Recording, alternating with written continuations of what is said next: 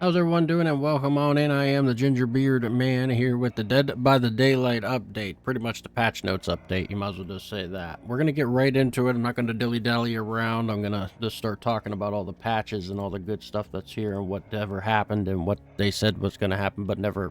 You get the point. Anyway. Important. The Mindbreaker perk has been re-enabled. The breakdown and wicked perks have been disabled. Hook improvements, quality of life. The resolve bar is now visible to other survivors while hooked. Balance, the anti-face cam meter now fills faster based on how long the killer stays near the hook. 0 10 seconds, 1 time speed, 10 to 20 seconds, 2 times, over 20 seconds, 4 times. Decrease the base fill rate of the anti-face cam meter by roughly 50% to compensate. Hooking a survivor now applies 7-second grace period to all hook survivors. Unhook changes. Survivors gain 10% haste and endurance for 15 seconds after being unhooked. It was 10. AFK crows decrease the time for crows to appear to 80, 100, 120 seconds. It was 120, 140, 190. Killer updates to shape. Slaughtering strikes camera controls are now identical to regular camera controls. We'll see how much that helps out. The Skull Merchant increased the drone rotation speed to 105 degrees of seconds. It was 95. Increased the hindered status effect from getting scanned to 10%. It was 8. Decreased the deployed drone cooldown to 7 seconds. It was 10. Decreased the undetectable duration after deploying a drone to 6 seconds. It was 8. Removed the fast vault immunity to scan lines every 2.5 seconds spent standing underneath the drone. The survivor gains 1 lock on instant. Decrease the killer detection range for the drone. Now only rises when colliding directly with the Skull Merchant. That'll be a good one. I think that'll be good for the Skull Merchant to see what happens. I'm sure I'll be against her and whatnot here very soon. A lot of people are going to try it out. Killer add-on, original pain. When a survivor breaks free from the possessed chain, reveal their aurora for 8 seconds. That was a rework for his. Soma's family photos, slip streaming, a survivor inflicted with the hindered status effect for 6 seconds. It was 3, and affects the deep wound status effect. The survivor is injured. Survivor perks updates, conviction updated the perk to require specifically, Jesus, words, healing another survivor to prevent. Alright, initial plot twist makes sense. Tenacity, re-added the ability to recover while crawling, increased haste effect to 30, 40, 50%. It was 15, 20, 25. Survivor items, the anti-exhaustion syringe removed the healing over time effect, removes exhaustion on use, consumes the medkit on secondary use. Septic agent removed the endurance status effect, no longer consumes the medkit on secondary action use, increased the efficiency when healing yourself by 15%. I mean, those are garbage now, but that's my personal opinion. Killer score events, chase start increased 500 to 400, hooking a survivor 750 to 500. Survivor first hook 750 to 200. Well, that's a big jump. Survivor second hook 250 to 200. Survivor sacrifice success 500 from 200. Pallet density changes. Reviewed all pallet tiles to evaluate and reduce the safety of pallet loops on McMillan Estate, Asylum, the Red Forest, Yoka Mocha. I call it Yoka Mocha. I always call it that on stream. Estate. Haddonfield and Mount Ormond Resort. Adjusted the spawn logic of certain structures. The main building and disturbed ward appears in backwater swamp. Do better randomize items and balance the distance between windows and pallets. This also impacts the Red Forest. Adjusted the Krotos Penna Asylum realm, reducing the safety of the main building, which could spawn near maze tiles and chain to other tiles.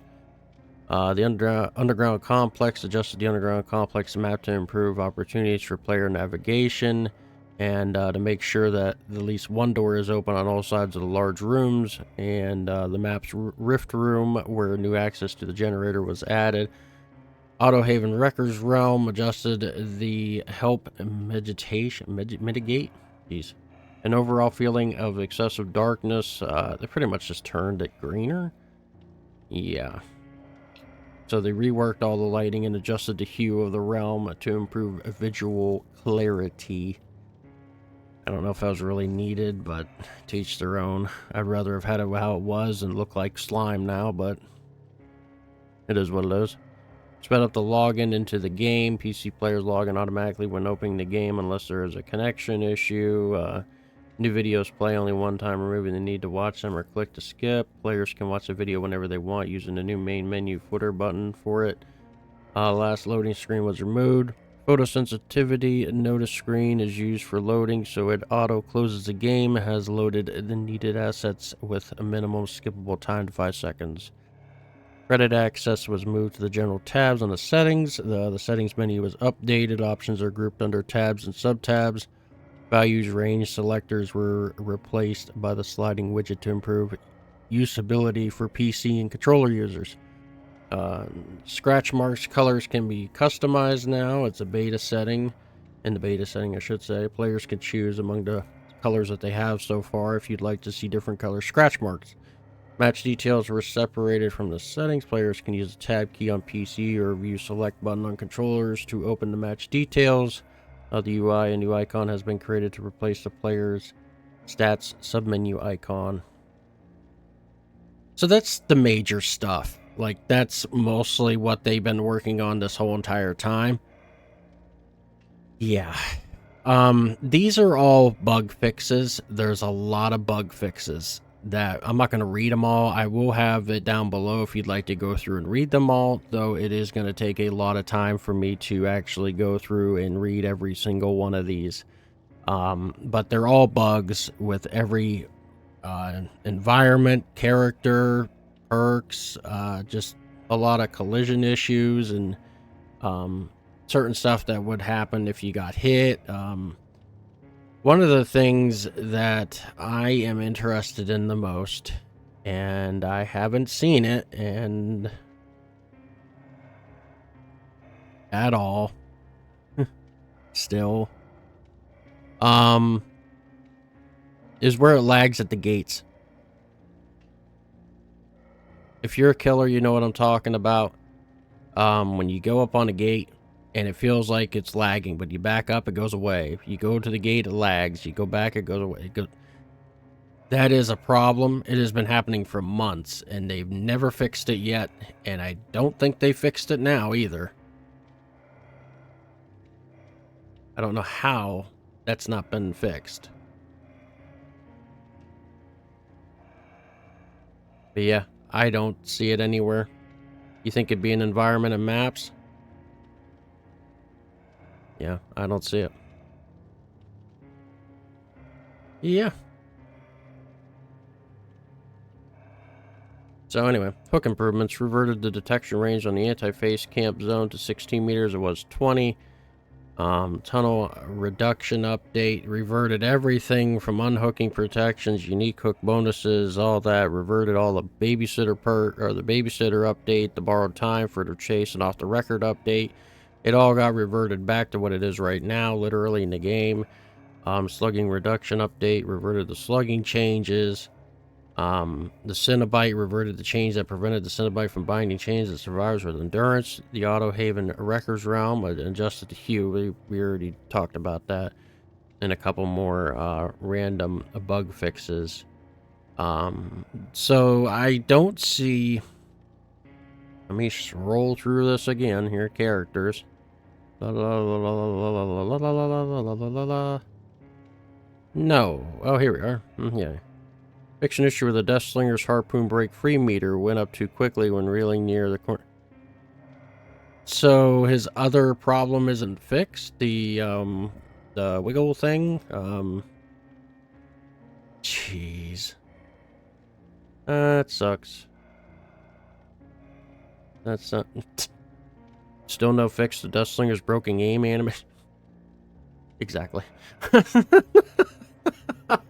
Jesus.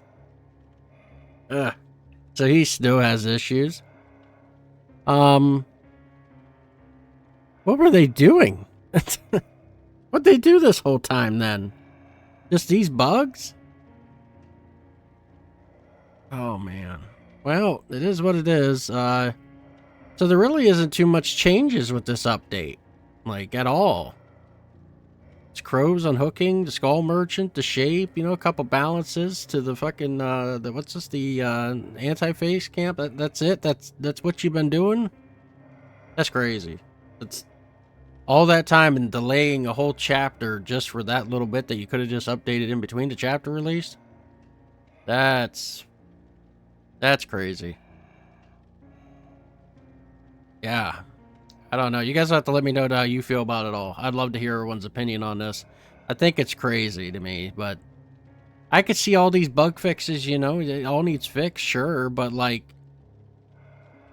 all this stuff, this don't take long. Why did it take months? I don't understand. I'm at a loss. I'm at a loss. Yeah. I really don't know. Yeah, just let me know down below what you guys think. I think it's crazy.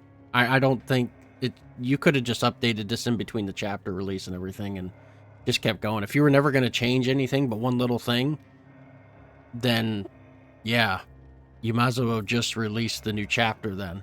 I don't see the problem with it. But now we got to wait all the way to January. Like, that's crazy to me. Yeah. And I'm not being negative or anything. It's the truth. You could have just released it then.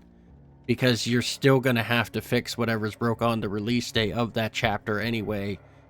Either end of January or the beginning of February. You're going to have to fix everything that broke with that, you know, chapter coming in. So you're still going to have to do updates. So either way, you still be updating the game all the time. So yeah, there's probably another update coming here with the Bone Chill coming. There's probably going to be another patch. And I believe Xbox is delayed. The Xbox patch isn't coming on the first day, I believe, from what I understand. Yeah, I believe. So they will be stuck playing together. There's no crossplay on for that until they get the patch.